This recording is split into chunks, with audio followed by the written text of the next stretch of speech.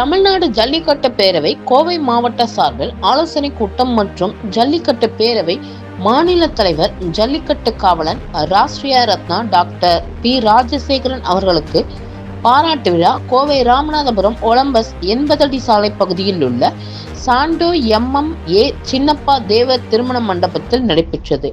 நிகழ்ச்சிக்கு கோவை RN ரவி வரவேற்புரை வழங்கினார். தமிழ்நாடு ஜல்லிக்கட்டு பேரவை கோவை மாவட்ட தலைவர் RS திருமுகம் தலைமை தாங்கினார். பொதுச் செயலாளர் ராமநாராயணன் முன்னிலை வகித்தார். சிறப்பு அழைப்பாளர்களாக சுந்தரதேவர், கோவை செல்வம், பாவை கண்ணதாசன், ஜெயபிரகாஷ், காளிமுத்துராஜன் ஆகியோர் கலந்து கொண்டனர். ஆலோசனை கூட்டத்தை தொடர்ந்து தமிழ்நாடு ஜல்லிக்கட்டு பேரவை மாநில தலைவர் ஜல்லிக்கட்டு காவலர் ராஷ்டிரிய ரத்னா டாக்டர் பி ராஜசேகரன் அவர்களுக்கு பாராட்டு விழா நடைபெற்றது. இறுதியில் சிண்டிகேட் கரண் நன்றி உரையாற்றினார். நிகழ்ச்சிக்கான ஏற்பாட்டினை கோவை மாவட்ட ஜல்லிக்கட்டு பேரவை நிர்வாகிகள் செய்திருந்தனர்.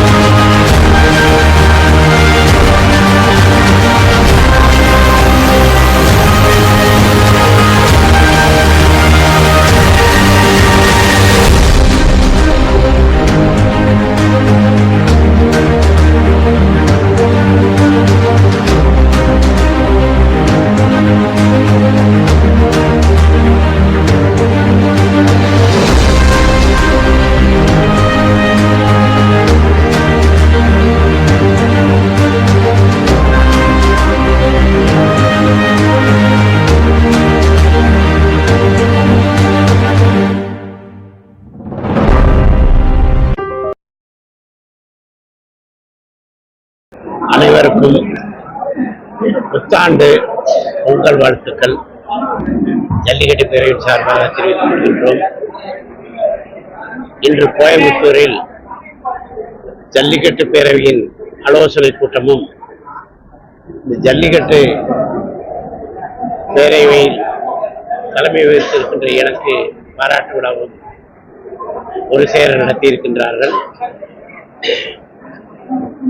இந்த ஜல்லிக்கட்டு பாரம்பரியமும் கலாச்சாரமும் வீரமும் நிறைந்த ஒரு நிகழ்வு. பல சோதனைகளை பல தடைகளை கடந்து மீண்டும் எழுச்சியோடு இந்த ஜல்லிக்கட்டு நடந்து கொண்டிருக்கின்றது. அரசாங்கம் ஜல்லிக்கட்டு நடத்துவதற்கு முழு ஆதரவு கொடுத்து வருடந்தோறும் சிறப்பாக நடத்துவதற்கு உத்தரவிட்டு அனுமதி எடுத்து உதவி கொண்டிருக்கின்றது. குறிப்பாக ஜல்லிக்கட்டு பேரவையின் நீண்ட நாள் கோரிக்கையான ஜல்லிக்கட்டில் மாடி முட்டி இறக்கும் மாடுபிடி வீரர்கள் அவர்களுடைய குடும்பத்திற்கு இழப்பீடு தர வேண்டும் என்று கோரிக்கை வைத்தோம். போராட்ட காலத்திலிருந்து கேட்டு வந்தோம். பார்ப்போம்னு சொல்லிக்கிட்டே வந்தாங்க.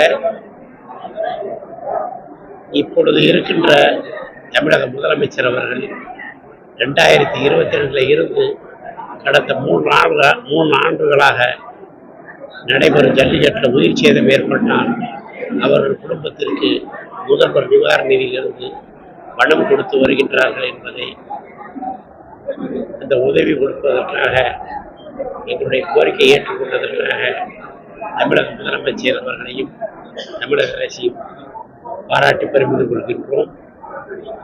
அதே வேளையிலே ஜல்லிக்கட்டு நடத்துவதற்கு இருக்கின்ற சிரமங்கள் ஏற்கனவே பல முறை நாங்கள் எடுத்து கூறியிருக்கின்றோம்.